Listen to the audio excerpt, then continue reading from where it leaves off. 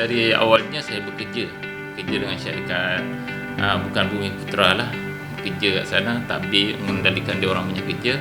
Kat situlah sikit sebanyak dia saya belajar tentang bisnes ayam.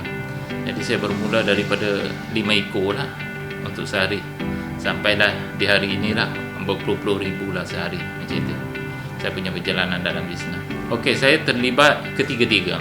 Saya pemprosesan ayam, integrator dan juga menternak. Ya, saya jenamakan ayam Noliza, dan saya marketkan sampai kat Kuala Lumpur lah. Setakat ni saya punya market Kuala Lumpur dan Pahang lah, kira sampai Desa Kelantan. Dulu saya pernah hantar Kelantan dengan Terengganu, tapi setakat ni saya stop dulu lah pasal dah melibatkan satu kos dah agak tinggi lah. Jadi Johor, Negeri Sembilan, Melaka, KL dan juga Pahang. Ya, dalam ternakan sekarang ni memang ada berlebihan selepas kerajaan buat sekatan untuk Singapura lah. Daripada awalnya kerajaan menganggap kita ni ada buat sabotaj untuk dalam ternakan ni sebab melibatkan harga disekat. Sebenarnya bukan isu tu. Isu tu sebenarnya semasa kerajaan buka sempadan, pekerja asing ni mengambil kesempatan untuk balik kampung, terutama bahagian Indonesia. Dia balik beraya. Jadi apabila balik beraya, ladang ni biasanya sepatutnya pakai pekerja 20 orang, yang tinggal mungkin 10 orang. Jadi biasa kita bela 200,000, tinggal belanya 100,000. Jadi itulah yang itu hari selepas saja perayaan, bekalan begitu kurang.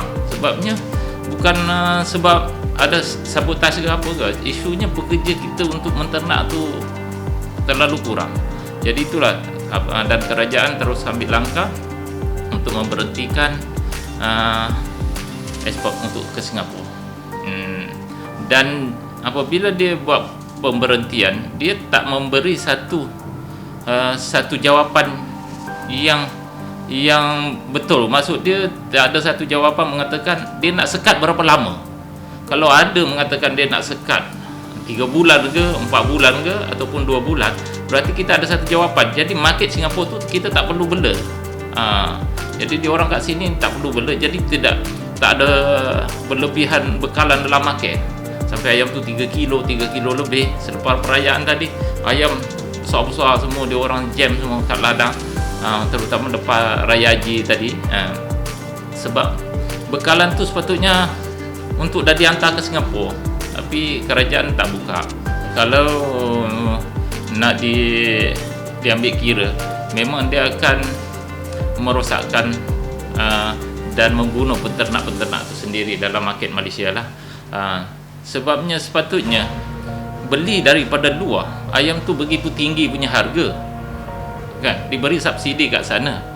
Dan kenapa ayam luar tu dikasih subsidi, kenapa tidak ditumpukan untuk dalam market Malaysia saja untuk memberi subsidi, atau sama ada direct pada untuk peternak, ataupun nak sekat harga integrator pun tak jadi masalah, ataupun nak kasih kepada integrator untuk subsidi.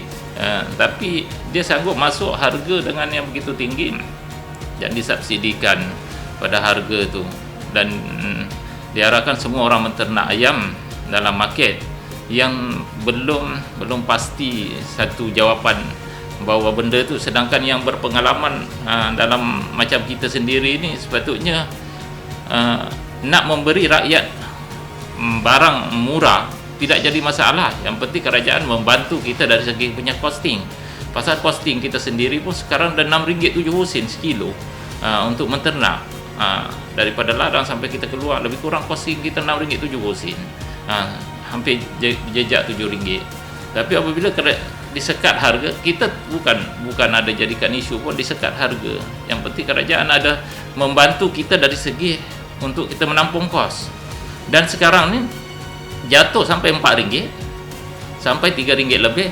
Kita pun tak mengharapkan daripada kerajaan membantu kita, tapi setidaknya kerajaan kena pandanglah bahawa kita sekarang ni tengah bermasalah, kan? Bermasalah, berlebihan bekalan, sampai yang besar-besar sampai 3 kilo lebih dia orang jual sampai RM3 lebih sekarang. Yang normal size sampai RM4 lebih. Macam itulah. Jadi kita daripada RM6 lebih turun jadi RM4 lebih sampai RM3 lebih. 1 kilo kita harus menanggung kerugian berapa, kan? Jadi seekor ayam tu boleh rugi sampai RM4-5, kan? Jadi kita taklah kata kerajaan sekali-kali kita rugi minta bantuan daripada kerajaan. Pasal semasa PKP sendiri pun ayam jatuh sampai RM1.90 sekilo. Tapi kita mau tak mau kena terimalah hakikat pasal kita dalam industri ini, kan.